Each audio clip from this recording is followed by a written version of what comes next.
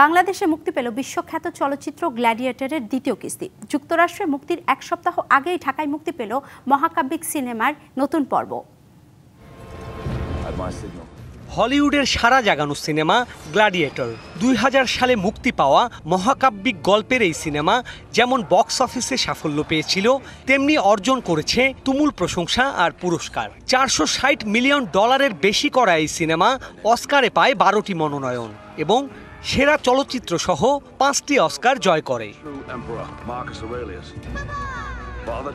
2 যুগ পর পর্দায় আসছে এই সিনেমার দ্বিতীয় কিস্তি গ্ল্যাডিয়েটর 2। আগামী 22শে নভেম্বর যুক্তরাষ্ট্রে মুক্তি পাবে এই সিনেমা। তবে যুক্তরাষ্ট্রের আগেই বাংলাদেশের দর্শকরা ছবিটি দেখার সুযোগ পাচ্ছে। আজ থেকে স্টার সিনেপ্লেক্সে শুরু হয়েছে গ্ল্যাডিয়েটর 2 এর প্রদর্শনী। প্রথম কিস্তিতে রাসেল ক্রো, জোয়াকিন ফিনিক্সের মতো অভিনেতাদের দেখা গিয়েছিল পর্দায়। এবার প্রধান চরিত্রে রিডলি স্কট রেখেছেন এ সময়ের আলোচিত ব্রিটিশ অভিনেতা পল মেসক্যালকে।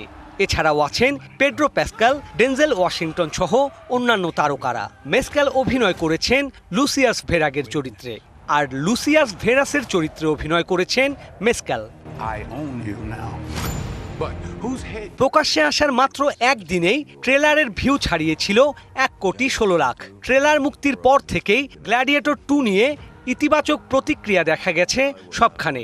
সমালোচক থেকে শুরু করে সাধারণ দর্শক সিনেমার অ্যাকশন, ভিজুয়াল আর সংলাপের প্রশংসা করেছেন। তবে সবচেয়ে বেশি আলোচনায় রয়েছে পল মেসক্যালের সঙ্গে গন্ডারের লড়াইয়ের দৃশ্য।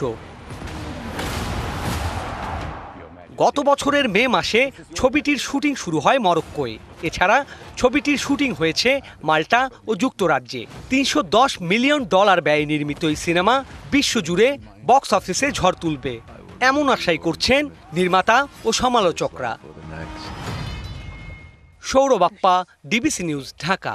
নগদের সর্বোচ্চ বার 167 টাকা রিচার্জে পাবেন 1 লাখ টাকা পুরস্কার। আরও আছে প্রতি সপ্তাহে পুরস্কার ও ক্যাশব্যাক।